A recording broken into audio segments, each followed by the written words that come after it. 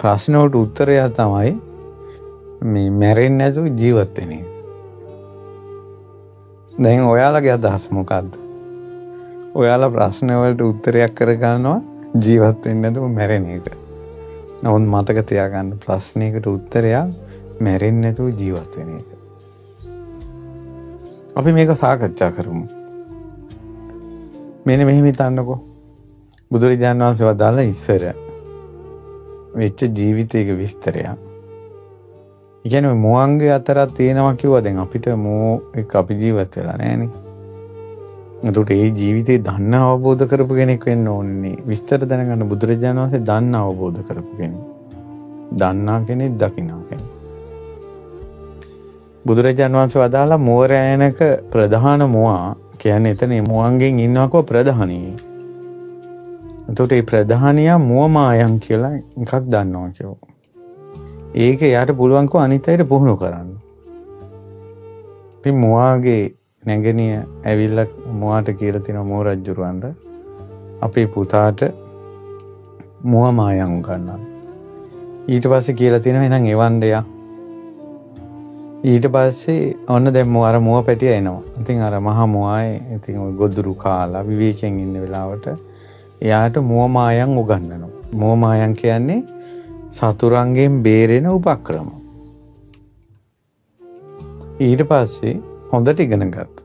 දැන් ඔහොම කාලයක් ගියාට පස්සේ මුව රංචුව මේ මුව පැටව ටික ඈත සෙල්ලම් කර කර යනකොට ඔන්න මේ මුවාම මුව පැටියා මේ මද්දකට හිරවනවා.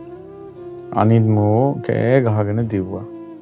ඒකට අර මුව අම්මට ආරංචි වුණා තමන්ගේ පුතා පැටලුණා කියලා. එක පිම්මට මුව රජු ළඟ දුවගෙන ආවා. මේ අනේ පුතාට මුවමායන් කියලා දීලා නේද තියෙන්නේ. ඊට පස්සේ මුව රජු කියනවා කිසි දෙයකට බය වෙන්න එපා.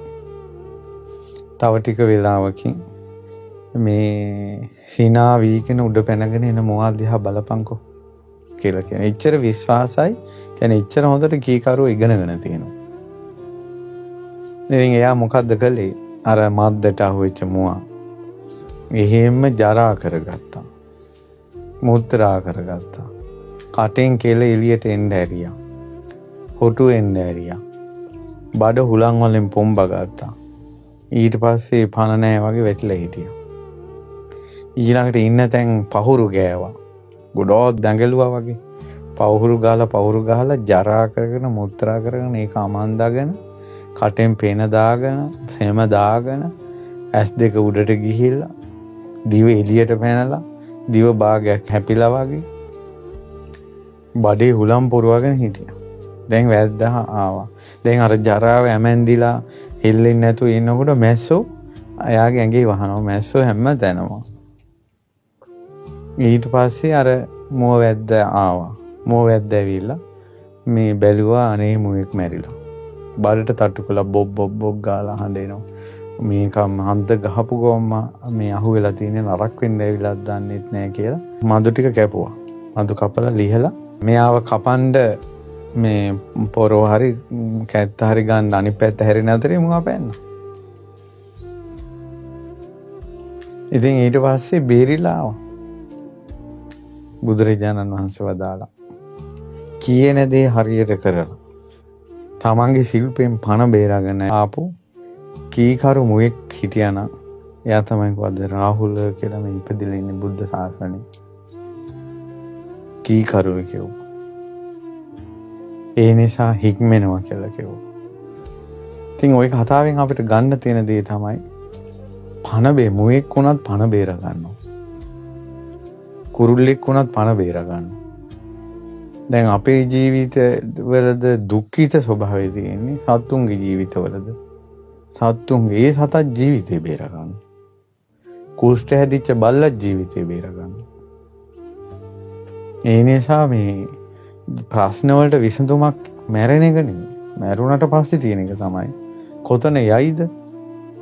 මැරෙන්නේ කොච්චර හිතේ පීඩනයකින්ද? සියදි විනාසා ගන්න. ස්වභාවික මැරෙන එක ගැන නෙමෙයි මම මේ කියන්නේ. සියදි විනාසා ගැනීම. එතකොට සියදි විනාසා ගන්න කෙනා මේ මෛත්‍රී භාවනාවේ බුද්ධානුස්සති භාවනාවෙන් හිත සමාධිමත් කරගෙනද සියදි විනාසා ගන්න. කොච්චර හිතේ වෛරයක්ද සමාජයට වෛරයක්ද? දෙමව්පියන්ට වෛරයක්ද? තමන්ගේ ඇසුරේ හිටපු අයට වෛරයක්ද? තමන්ට අසාධාරණයක් වුණා කියන වෛරයක්ද? තමන්ගේ ජීවිතය ගැන කොච්චර පිළිකුල් බවක්ද? ඒවත් එක මැරෙනකොට ඔයාලා හිතන්නේ දිව්‍ය ලෝකයයි කියලා. එහෙම මැරුණට දිව්‍ය ලෝක යනවා නම් පින් කරන්න ඕනේ නෑනේ. එහෙම මැරුණාට පස්සේ මිනිස්සෙක් හරි වෙනවා නම් පින් කරන්න ඕනේ නෑනේ. එච්චර වෛරයකින් එච්චර පීඩනයකින් මැරිලත් හොඳ තැනකට යනවා නම් හොඳ තැනකට යන්නේ. හොඳ තැනකට යන්නේ.